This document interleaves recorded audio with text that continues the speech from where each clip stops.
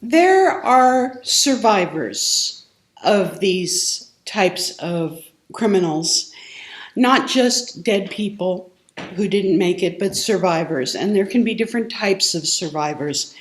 One who comes to mind is Mary Vincent, who in 1978 was hitchhiking and was picked up by a merchant marine named Lawrence Singleton, who promptly drove her off into the woods, raped her, cut off her forearms with a hatchet, threw her over a 30-foot cliff, and stuck her head in a concrete drainage ditch to make sure that she was dead. Mary was not dead. She stuck the stubs of her arms into the mud to stop the bleeding. She climbed up that 30-foot embankment. She got to her feet.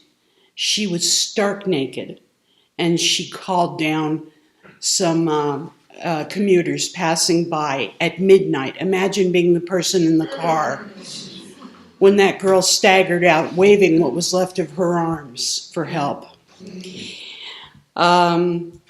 He ended up in prison. He got paroled. He moved to Florida and murdered another woman before he got the death penalty. Mary Vincent became an artist and a survivor's advocate. She is still alive. She's had children. She's been married. And even though she does not have hands, she paints. So I came across, after I wrote these two pieces, which was quite a while ago, I came across a quote that said, "Embrace a worldview that says, if I am alive, I am meant to be here." And that was spoken by Jeff Kober over here. So these two poems, each about a man, one, each of whom sacrificed me to a monster, and another man who saved me. First poem, I wish he had killed me. There is no figurative language for this sort of thing, only the truth, bare bones, cruel bare bones. It is no longer the fear or the grief that speaks, merely exhaustion. It snatches away the moment, snuffs out the eastern horizon, makes a smudge of the sun.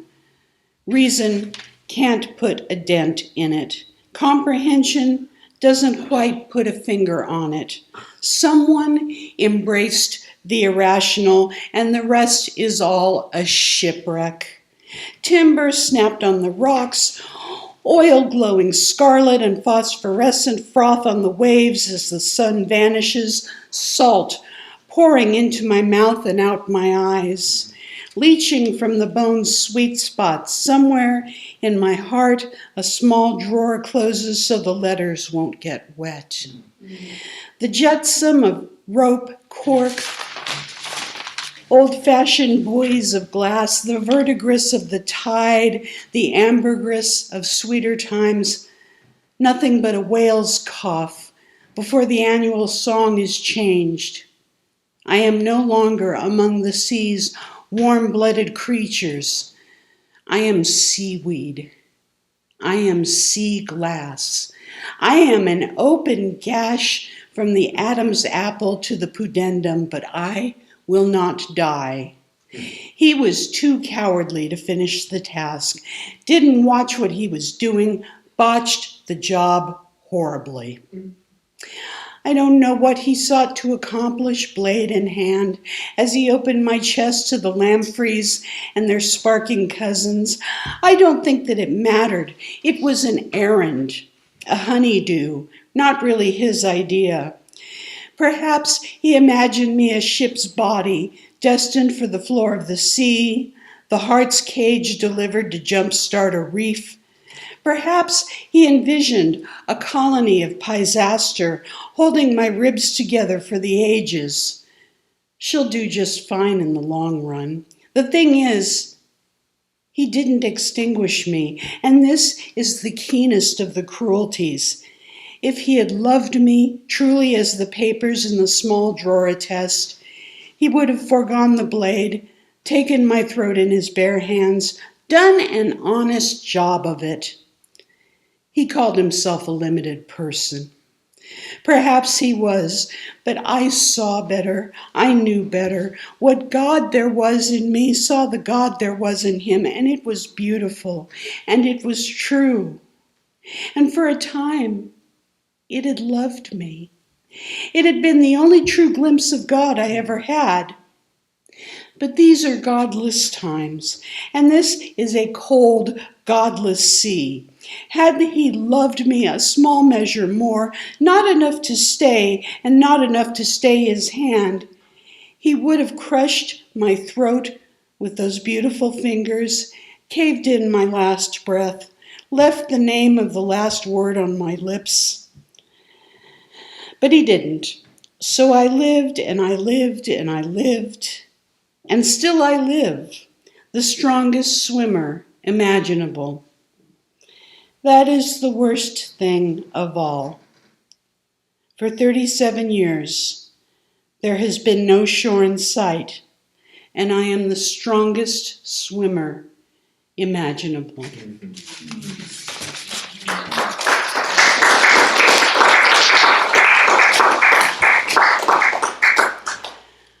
The Museum La Specola, which is in Dr. Lecter's favorite city, Florence, Italy, is a wax museum. And it is beautiful, magnificent wax figures, anatomically correct, used for practicing surgery for medical students. And there are astonishing statues of men and women carved open. And one of the most beautiful images I've ever seen is of a young Renaissance-era woman with her torso opened up and all of her viscera are cast out like a net into the sea. It is stunningly beautiful and so sad. How you came to be like my skin. I have mentioned a rough creature from Pennsylvania. I will not talk about her much because it is unnerving how much she is like me and yet unlike me. She is part of the backstory that goes with the meadow, the ravenous eagle, the rock, a 35-year voyage that began with a shipwreck and drifted into fitful slumber. It is a terrible story. I love monster movies because monsters are as familiar to me as holidays. Yet no monster I have ever seen was as pernicious as she, my personal monster of Florence, who turned innocent maidens into exquisite husks for display in Museum La Specola. This she could do from 3,000 miles away, and her mark would never see it coming. I didn't. Remind me to show you the maiden in wax sometime, but not after you've eaten. Of late, since the temperature hit 114 in my neck of the woods, I have felt a heat trapped in my tissues, radiating from my limbs, not like a fever, but like an engine, efficient and gradual, diffusing an energy unlike any experiences in childhood or young adulthood.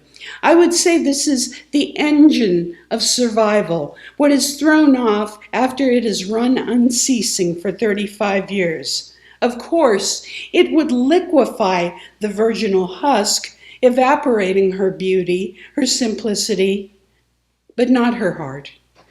And here is where you come into play. The first time you embraced me, the first time you caressed my shoulders, addressed my arms, my skin, asking permission. May I touch you here? May I press against you here? May I anoint you here? You left tactile memory across every cell of my body, bringing blush and shiver to my complexion, igniting what an entire ocean had extinguished. That was you.